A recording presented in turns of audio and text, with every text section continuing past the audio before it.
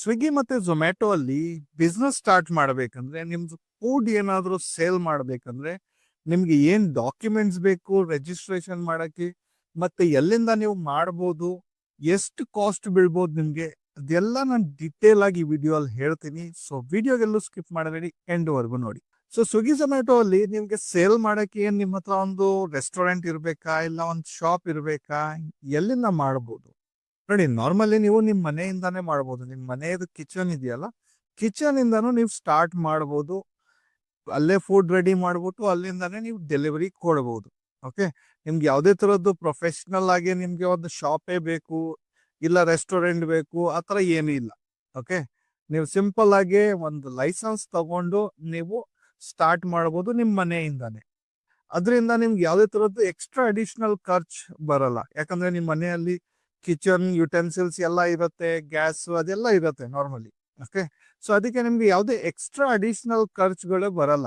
ಯಾವುದೇ ಒಂದು ನೀವು ಹೋಟೆಲ್ ಮಾಡಬೇಕು, ಒಂದು ಚಿಕ್ಕದು ಒಂದು ಸ್ನ್ಯಾಕ್ ಶಾಪ್ ಏನಾದ್ರು ಮಾಡ್ಬೇಕಂದ್ರು ಸೊ ನಿಮ್ಗೆ ಅಲ್ಲಿ ಎಲ್ಲಾ ಎಕ್ವಿಪ್ಮೆಂಟ್ಸ್ ತಗೊಬೇಕು. ಸೊ ಮನೆಯಿಂದ ಮಾಡಿದ್ರೆ ನಿಮ್ಗೆ ಯಾವುದೇ ತರದ್ದು ಇನ್ವೆಸ್ಟ್ಮೆಂಟ್ ಇರಲ್ಲ.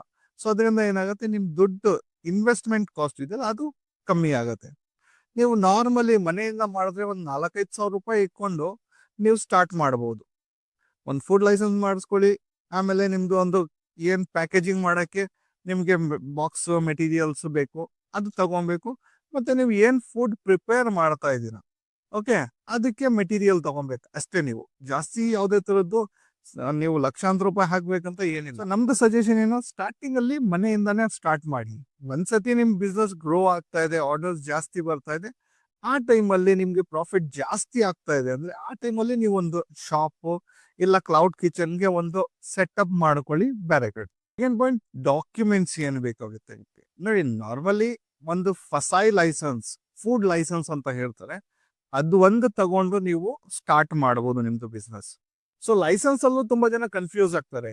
ಜನರಲ್ ರಿಜಿಸ್ಟ್ರೇಷನ್ ತಗೊಳ್ಳೋಣ ಫಸಾಯಿಯಲ್ಲಿ ಇಲ್ಲ ಸ್ಟೇಟ್ ಲೈಸೆನ್ಸ್ ತಗೊಳ್ಳೋಣ ಅಂತ. ಸ್ಟಾರ್ಟಿಂಗ್ ಅಲ್ಲಿ ನಿಮ್ಗೆ ಜನರಲ್ ರಿಜಿಸ್ಟ್ರೇಷನ್ ಸಾಕು.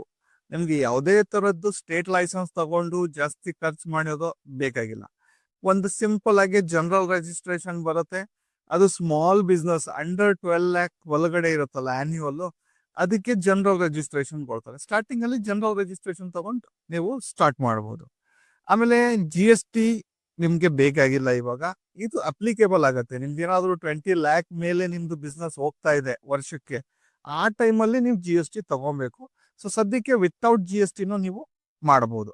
ಇನ್ ಕೇಸ್ ನಿಮ್ದು ಬಿಸ್ನೆಸ್ ದೊಡ್ಡದಿದೆ, ಓಕೆ, ಜಾಸ್ತಿ ಇದು ಮಾಡ್ತಾ ಇದೀರಾ, ಇಲ್ಲ ಆಲ್ರೆಡಿ ನಿಮ್ಮ ಹತ್ರ GST ಇದ್ರೆ ನೀವು GST ಕೊಟ್ಬಿಟ್ಟು ನೀವು ರಿಜಿಸ್ಟ್ರೇಷನ್ ಮಾಡ್ಕೊಬಹುದು. ಆಮೇಲೆ ನಿಮ್ದು ಪ್ಯಾನ್ ಕಾರ್ಡ್ ಬೇಕಾಗುತ್ತೆ, ಬ್ಯಾಂಕ್ ಅಕೌಂಟ್ ಬೇಕು. ಬ್ಯಾಂಕ್ ಅಕೌಂಟ್ ಅಲ್ಲೂ ನಿಮ್ದು ಪರ್ಸನಲ್ ಅಕೌಂಟ್ ಸಾಕು ಸದ್ಯಕ್ಕೆ. ಸ್ಟಾರ್ಟಿಂಗ್ ಅಲ್ಲಿ ನಿಮ್ಗೆ ಯಾವುದೇ ತರದ್ದು ಕರೆಂಟ್ ಅಕೌಂಟ್ ಬೇಕಾಗಿಲ್ಲ. ಜನರಲ್ ನಿಮ್ದು ರೆಗ್ಯುಲರ್ SBI ಅಕೌಂಟ್ ಇದೆ ನೋಡಿ, ನಿಮ್ದು ಪರ್ಸನಲ್ ಅಕೌಂಟ್, ಅದರಿಂದಾನೇ ನೀವು ಸ್ಟಾರ್ಟ್ ಮಾಡಬಹುದು. ಒನ್ಸ್ ನಿಮ್ದು ಟ್ರಾನ್ಸಾಕ್ಷನ್ಸ್ ಜಾಸ್ತಿ ಆಗುತ್ತೆ ನೋಡಿ, ಆ ಟೈಮಲ್ಲಿ ನೀವು ತಗೊಬೇಕು ಒಂದು ಕರೆಂಟ್ ಅಕೌಂಟ್. ಸೊ ನಾರ್ಮಲಿ ನಾನು ಯಾವ ಪ್ಲೇಸ್ ಇಂದ ಮಾಡಬಹುದು ಮತ್ತೆ ಏನ್ ಕಾಸ್ಟ್ ಆಗುತ್ತೆ ನಿಮ್ಗೆ ಸ್ಟಾರ್ಟ್ ಮಾಡಕ್ಕೆ ಅದನ್ನು ಇದ್ರಲ್ಲಿ ಹೇಳಿದೀನಿ.